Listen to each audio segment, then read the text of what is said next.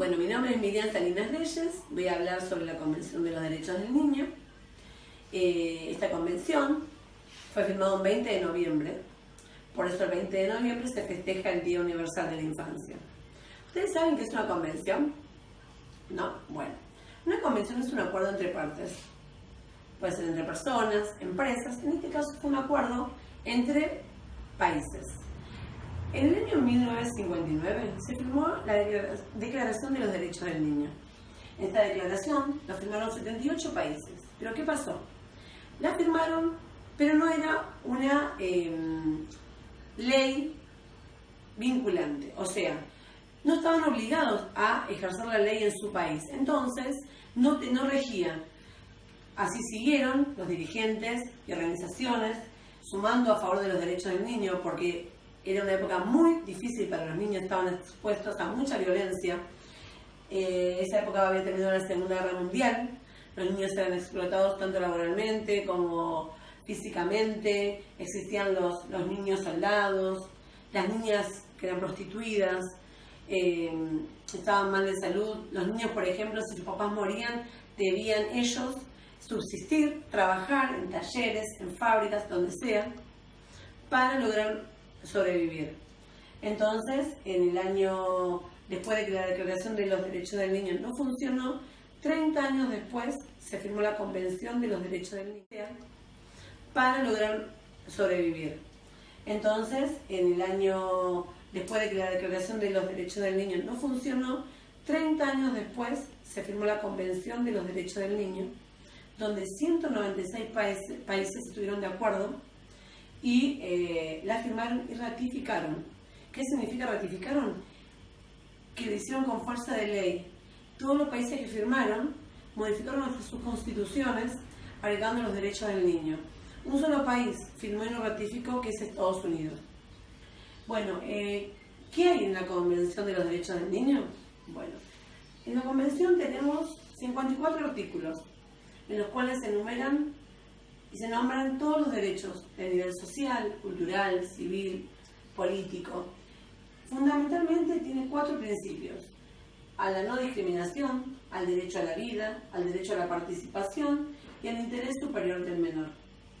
No solo se encuentra en esta convención los derechos, sino también se encuentran las obligaciones y responsabilidades de los adultos, así como de los gobiernos y como otro tipo de agentes, los padres, profesores, profesionales de la salud y otros niños. Además, en esta convención se obligó a los gobiernos que cada 2 años deben emitir documentos donde demuestren qué campañas o qué hacen en defensa del derecho de los niños. Así como también se encuentra UNICEF, que es un... Además, en esta convención se obligó a los gobiernos que cada 2 años deben emitir documentos donde demuestren qué campañas o qué hacen en defensa del derecho de los niños.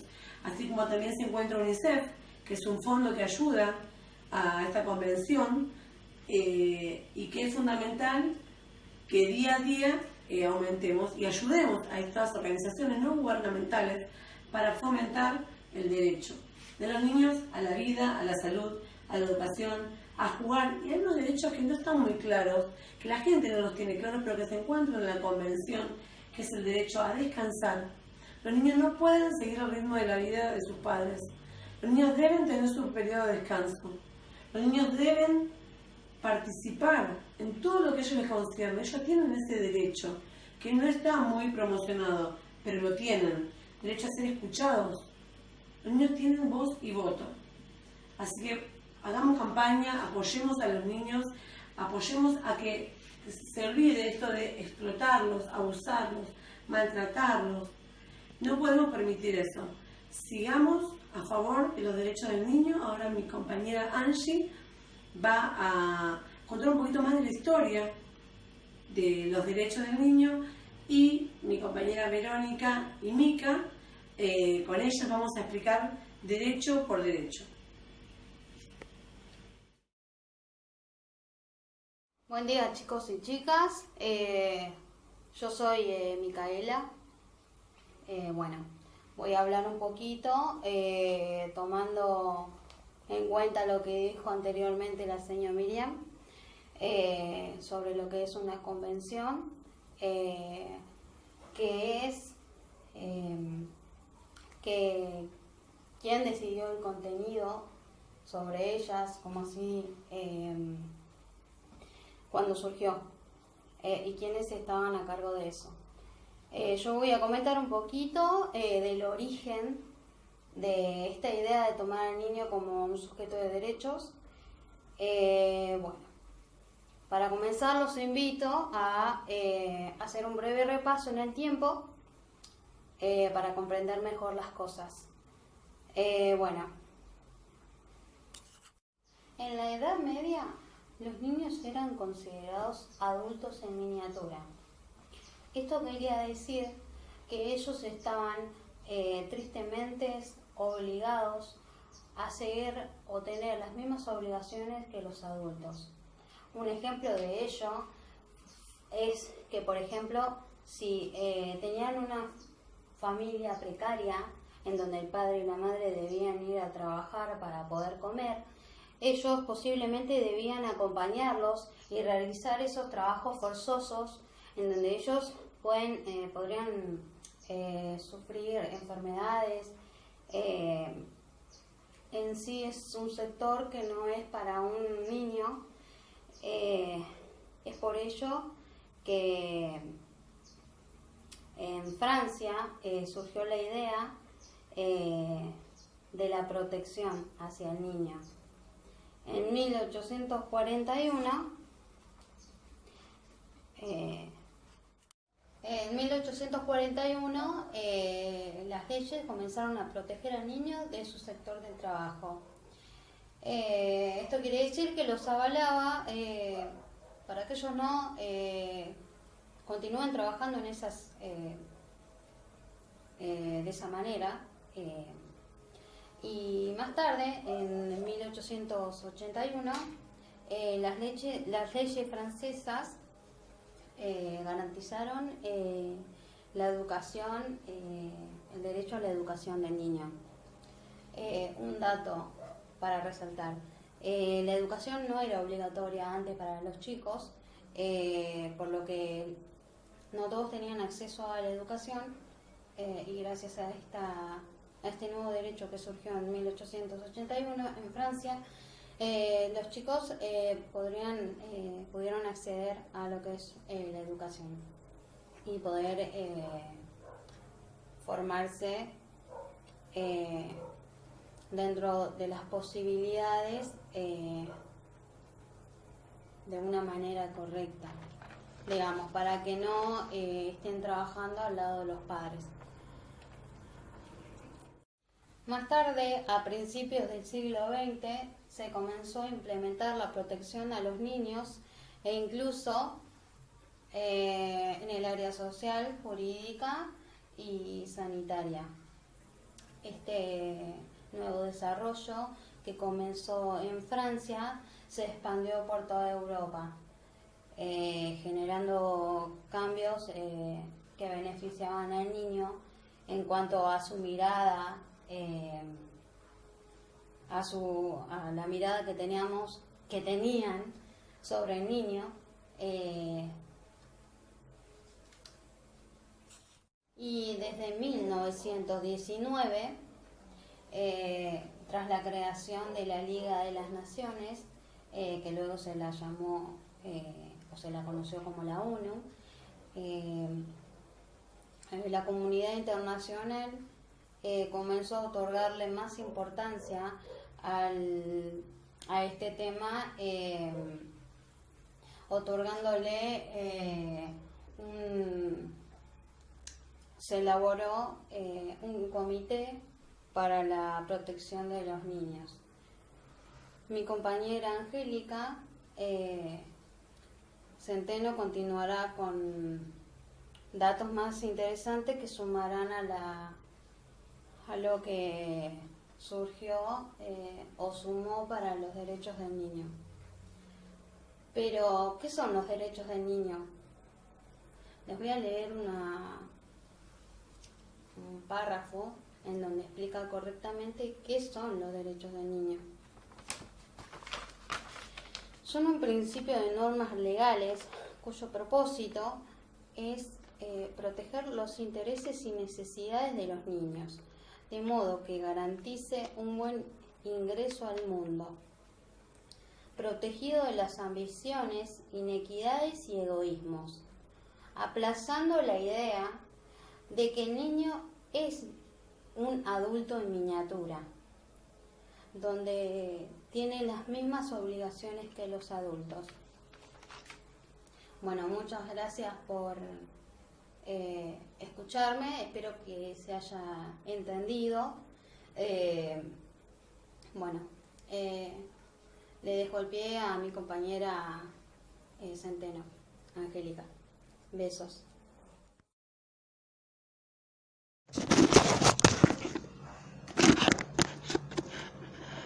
Bueno, yo creo que ahí me veo. Bueno, para comenzar a hablar, mi nombre es Angélica Centeno y voy a estar explicando 3 fechas importantes que surgieron en el año 1924, en el año 1947 y en el año 1959.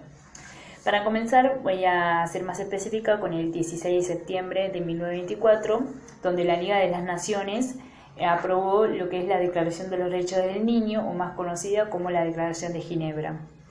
La misma otorgó derechos específicos a los niños y responsabilidades a los adultos. Durante la Declaración de Ginebra se fundamentaron 5 principios que luego fueron desarrollados o fueron modificados para un mejor fundamento. Bueno, el primero que voy a desarrollar fue el derecho al desarrollo moral, físico y mental. El segundo principio fue el relacionado con la alimentación de los niños hambrientos. El tercer principio fue referido al cuidado de los niños que sufren enfermedades. El cuarto principio estaba relacionado con el cuidado de los niños que han sido marginados, y el quinto y último principio estaba relacionado con los niños que han sido huérfanos o abandonados. Bueno, a continuación voy a estar explicando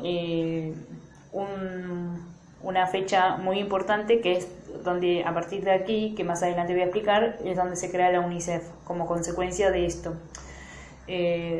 Todos conocemos que en el periodo de 1939 a 1945 es donde se desarrolló lo que es la Segunda Guerra Mundial. Durante este desarrollo surgió un proceso importante que fue el Holocausto, que es donde en este periodo millones de niños han perdido la vida. Y como consecuencia de esto, en 1947 se crea lo que es la UNICEF. La UNICEF es el Fondo de las Naciones Unidas para la Infancia,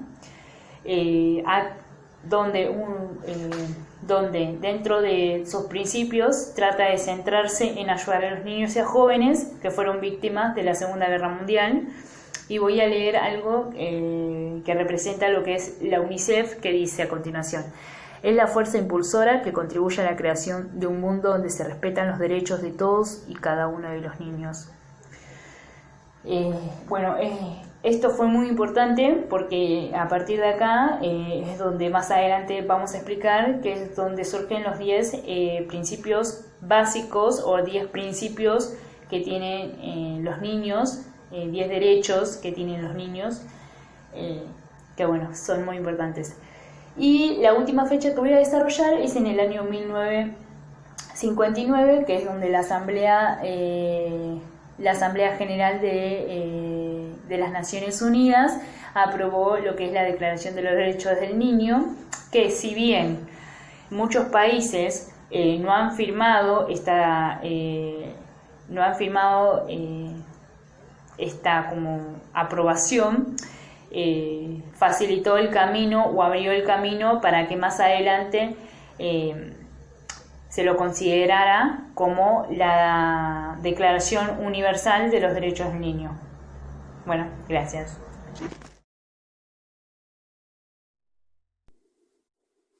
Hola, ¿qué tal? ¿Cómo les va? Mi nombre es Verónica Monjes y yo voy a hablar acerca del Año Internacional del Niño. La Asamblea General de las Naciones Unidas, reunida el 21 de diciembre de 1976, aprobó una resolución en la que proclama a 1979 como el Año Internacional del Niño. Los fundamentos de esta resolución se encuentran en la necesidad de adoptar medidas concretas para mejor cumplimiento de la declaración que se llevó a cabo en el año 1959. Tras 10 años de negociaciones con gobiernos de todo el mundo, líderes religiosos, ONG y otras instituciones, se logró aprobar el texto final de la Convención sobre los Derechos del Niño, el 20 de noviembre de 1989, cuyo cumplimiento sería obligatorio por todos los países que la ratificasen. Dicha convención se convirtió en ley en el año 1990, después de ser firmada y aceptada por 20 países, entre ellos España. Hoy la convención ya ha sido aceptada por todos los países del mundo, excepto los Estados Unidos. El niño debe ser protegido contra toda forma de abandono, crueldad y explotación, y no será objeto de ningún tipo de trata. UNICEF elabora estrategias para ayudar a movilizar recursos a nivel comunitario en los ámbitos de la salud, la nutrición, la educación y la promoción de la mujer. Bueno, yo en esta parte voy a hablar acerca de la Convención de los Derechos del Niño. La componen 54 artículos, que ellos son los que recogen los derechos económicos, los sociales, los culturales, los civiles y los políticos de todos los niños. Que su aplicación se cumpla es obligación de los gobiernos. Pero también esto define las obligaciones y responsabilidades de otros agentes, como son los padres, los profesores, los profesionales de la salud, los investigadores y de los propios niños y niñas. El Comité de los Derechos del Niño está formado por 18 expertos en derechos de la infancia, procedentes de países y ordenamientos jurídicos diferentes. La Convención sobre los Derechos del Niño tiene 3 protocolos que lo complementan. El protocolo relativo a la venta de niños y a la prostitución infantil. El protocolo relativo a la participación de los niños en conflictos armados. Y el protocolo relativo a un procedimiento de comunicación para presentar denuncias ante el Comité de los Derechos del Niño. Y yo, para cerrar, encontré una pequeña frasecita que me gustó, bueno, la quería compartir, que dice: no hay causa que merezca más alta prioridad que la protección y el desarrollo del niño. Bueno, gracias. El derecho a la educación. En la Convención Internacional de los Derechos del Niño, en el artículo 28, se estableció que la educación debe ser gratuita, pública y obligatoria. Los niños están obligados a estudiar y el Estado está obligado a hacer cumplir esto. Segundo, se estableció que los niños deben tener acceso a la educación secundaria. Tercero, los niños deben tener acceso a las informaciones, a papeles educativos. Y cuarto, se debe bajar el nivel de deserción escolar. En la Ley 26.206 de Educación Nacional de Argentina se establece el derecho a la educación pública y gratuita. Esta ley se ratificó el 27 de septiembre de 1990, por eso ese día se estableció el derecho, el día del juego. Por eso voy a hablar ahora del derecho a jugar. Los niños tienen este derecho, el derecho a recrearse, a descansar, a esparcir, a jugar, a tener acceso a todo lo que sea a nivel cultural y artístico. Esto quedó escrito en el artículo 31 de la Convención Internacional de los Derechos del Niño. Los niños se comprobó que el juego les afecta a nivel psicológico, físico, emocional.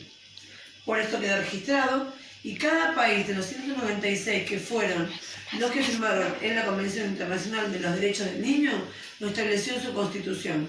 El derecho a jugar es ley, igual que el derecho a la educación gratuita, pública y obligatoria.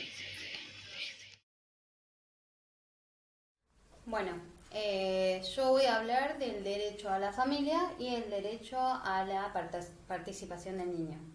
Bueno, el derecho a la familia incluye que los chicos disfruten de una buena familia, donde se los quiera, se los cuide, se los contenga,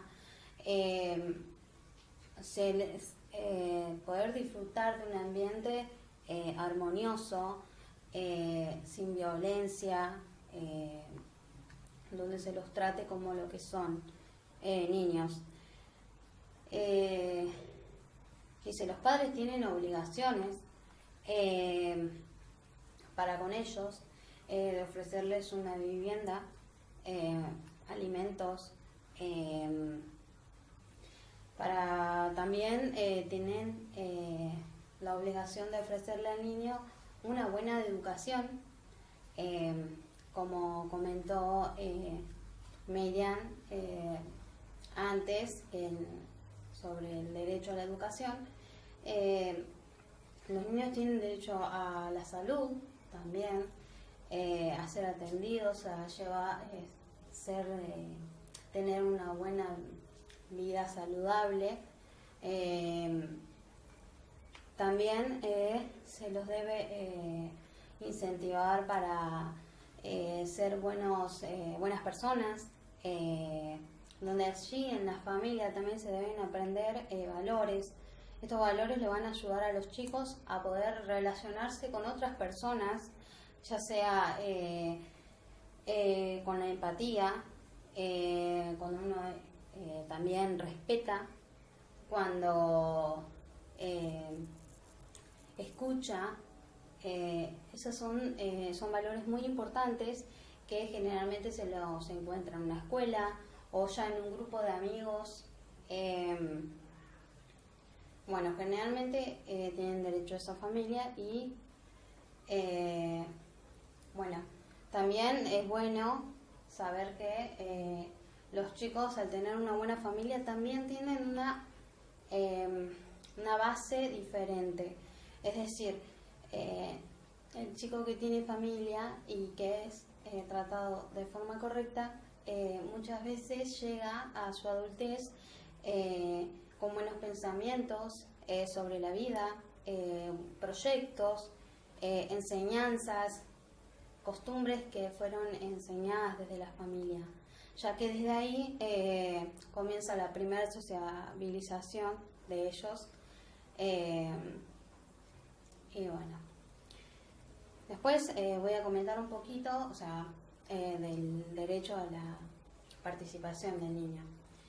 En 3 lugares son muy importantes tener en cuenta al niño. Primero, en la familia, porque se los debe escuchar.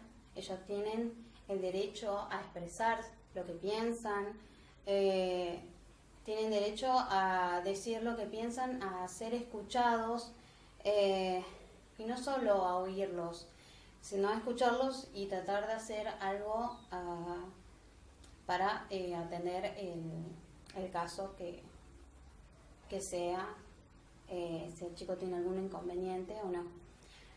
También en otro lugar sería en la educación, por ejemplo, con un docente debe escuchar a su alumno o alumna cuando, por ejemplo, el chico debe poder expresarse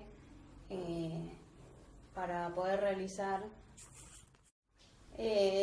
como decía, para poder expresarse. No siempre, bueno, acá entra un poquito lo que es la educación, el cambio que hubo en en lo que es la educación tradicional y la educación moderna. ¿Por qué? Porque al chico antes no se lo escuchaba, podría ser que tenía un pensamiento diferente acerca de los conocimientos que él tenía, y el docente, al ser autoritario, es como que él no los dejaba expresarse, por lo que él solamente era el dueño de todo el saber, de todo el conocimiento, por lo tanto no podían expresarse y tampoco los escuchaban.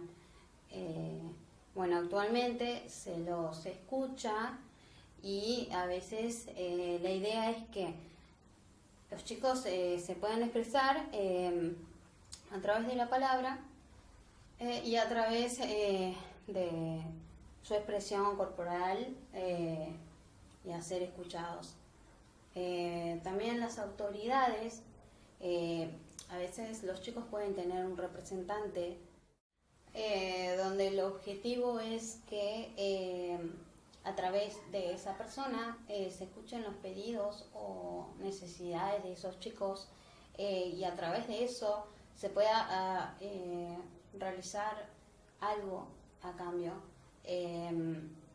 Esto favorecería mucho en cuanto a lo que significa la participación en el chico hacia su entorno social. Bueno, eso es todo, así que espero que nuevamente se haya entendido todo y bueno, besos a todos. Bueno, siguiendo con los derechos del niño, presentados por mi compañera Ferrato, que ya presentó los últimos derechos, que fue el derecho a la familia y el derecho a la participación, yo voy a desarrollar el derecho a la identidad y el derecho a la protección del niño. En total, primero, el derecho a la identidad. Nos dice que todos los niños tienen derecho a una nacionalidad, tienen derecho a ser inscritos al nacer, tienen derecho a un apellido. Nos dice que también los niños tienen derecho a conocer la identidad de sus progenitores. También nos dice que los niños tienen derecho a una vivienda, tienen derecho a una buena alimentación y sobre todo tienen derecho a una atención médica. Bueno, hace poquitos días se recordó el 22 de octubre el Día Nacional de la Identidad, del Derecho a la Identidad. Esto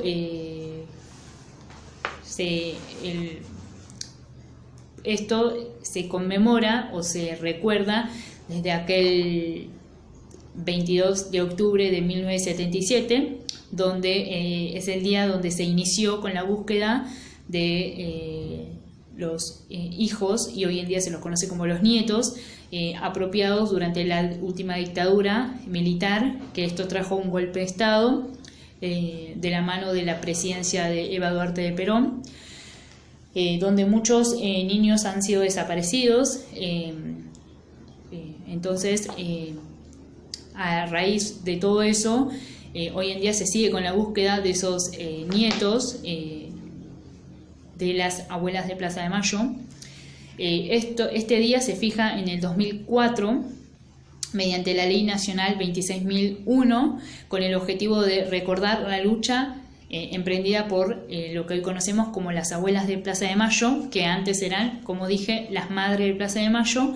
Este cambio de nombre se genera desde que se dieron cuenta o desde que dejaron de buscar a esos hijos y comenzaron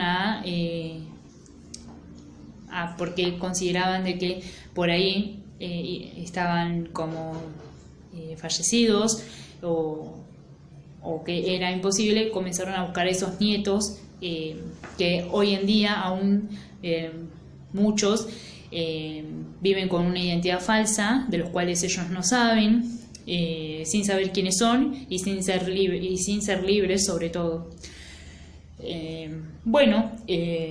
Yo atrás mío tengo una pizarra donde dice, no sé si se ve bien, derecho a la identidad, donde hay un nene que dice: yo me llamo Ana Benítez, con una nacionalidad argentina. Y abajo tenemos el símbolo del pañuelo de las madres, hoy en día llamadas, como dije, abuelas de Plaza de Mayo, que tiene un hashtag que dice: la búsqueda sigue.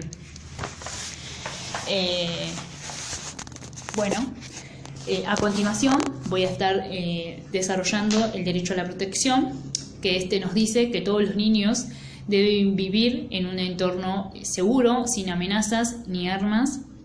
Nos dice que también todos los niños deben crecer protegidos para preservar el bienestar físico y psicológico. A su vez también nos dice que todo el niño que ningún niño debe sufrir explotación económica ni discriminación o maltrato o abuso sexual. Esto se vio mucho, como yo había explicado al comienzo de la clase, sobre la Segunda Guerra Mundial, que se da el Holocausto, donde muchos niños eran fallecidos y dejaban con vida a aquellos que los estereotipaban, ¿no? Como decirlo de una manera más bruta, sí, no, como que elegían, y aquellos que ellos consideraban con ese estereotipo son los que dejaban vivir y los explotaban de manera laboral. Bueno, hoy en día esto se ve con aquellos niños que van a pedir, que están en la calle, en situación de calle. Y bueno, hoy a mí en lo particular me toca vivir en el trabajo, donde continuamente y día a día, a veces 2 o 3 veces al día, no van los adultos, mandan a los niños, y que no solamente es un nene, sino que ese nene trae hermanos o primos, y que están todos en la misma situación, porque yo a veces me acerco a la puerta a darle la bolsa que nos quedó del día anterior, y en la esquina están los padres con más nenes y bebés, y mandan a la criatura a pedir, que es un trabajo, o sea, le están sacando o les están robando la infancia, que es jugar, divertirse. Por eso este derecho en sí lo que quiere es que, o lo que se busca es que el niño tenga el derecho a descansar, tenga derecho a jugar, a divertirse en un ambiente sano y feliz, y cortar con eso de la explotación, que bueno, que hoy en día se sigue viendo. Otras cosas es protección en tiempos de guerras o desastres, poder vivir en paz, a no ser reclutados como soldados y a recibir protección especial en caso de ser reflejados o víctimas de un desastre natural. También existe la protección en caso de privación de la libertad, en caso de encarcelamiento, tienen derecho a estar separados de los adultos, a ver a sus familiares y a ser defendidos legalmente, a no ser condenados a muerte ni a cadena perpetua y a no ser torturados.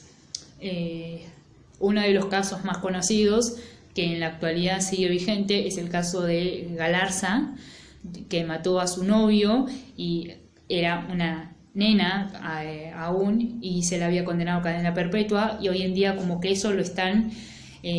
no quiero entrar mucho en tema porque no investigué bien, pero bueno, es un caso que se me viene a la memoria en este momento, que es el caso de Galarza. Como que están viendo lo de la cadena perpetua, la cadena bueno, y otro, protección contra el trabajo perjudicial, que tiene que ver con el derecho a ser protegidos contra la realización de cualquier trabajo que ponga en peligro la salud, la educación o el desarrollo de los niños. Bueno, y como para ir cerrando, yo hice un dibujito también, del cual hay un nene que se llama Tomás y que dice en su cartel el derecho a la protección. Como dije antes, este derecho se basa en que todo niño tiene derecho a descansar, a jugar, a divertirse en un ambiente sano y feliz. espero que les haya gustado y las dejo en manos de mi compañera Verónica, que ella va a desarrollar los últimos derechos. Bueno, yo voy a hablar acerca del derecho del niño a la igualdad. ¿Qué es lo que se pretende conseguir con este derecho? Que todos los niños sean tratados de la misma forma, sean del origen que sean y que se encuentren en el país en el que se encuentren. Los gobiernos, por su parte, tienen el compromiso de hacer cumplir este derecho. Todo niño tiene derecho a ser respetado. Está claro que no todos los niños son iguales, no tienen las mismas costumbres ni la misma educación, pero no por eso son diferentes y por tanto tienen el mismo derecho a ser respetado como individuo o como parte de la comunidad. La desigualdad suele ser una causa de la marginalidad y la explotación, y estas a su vez suelen ser una causa de la desigualdad, tanto económica como social. Por lo tanto, es un círculo vicioso del que es complicado salir, y aún más para los niños que se ven más vulnerables y se ven convertidos en víctimas. Bueno, ¿cómo les podemos enseñar a los niños acerca de la igualdad? Principalmente dándoles el ejemplo, teniendo tolerancia y respeto con todo el mundo, desde el minuto 1. Los niños se comportan según lo que ven en su entorno y hay que darles el ejemplo dentro de la familia y con otros niños, o sea, sí, entre los niños. A su vez, otra de las maneras que le podemos enseñar la igualdad es dejando que ellos elijan sus propios juguetes, que no siempre la niña tiene que elegir la muñeca o la ropita de muñeca y el varón la pelota. Hay que dejarlos que ellos tengan libre elección. Dejándolos que elijan el deporte o la actividad que a ellos les gusta, es otra de las maneras.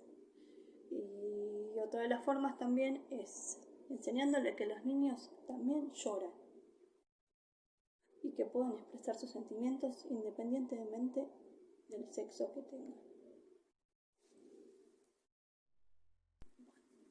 Yo voy a hablar acerca del derecho a la salud. El derecho a la salud es muy importante para la vida de las personas y se relaciona directamente con los derechos humanos. Según la Constitución Nacional y los tratados internacionales, todos los habitantes tenemos derecho a la salud. En nuestro país, la Ley de Protección Integral de los Derechos de Niños, Niñas y Adolescentes dice que los niños, niñas y adolescentes tienen derecho a la atención de su salud y recibir atención médica y acceder a servicios y acciones de prevención, promoción, información, protección y tratamientos y recuperación de su salud. Es tarea del Estado garantizarles el acceso a estos servicios respetando siempre las costumbres familiares y de la comunidad.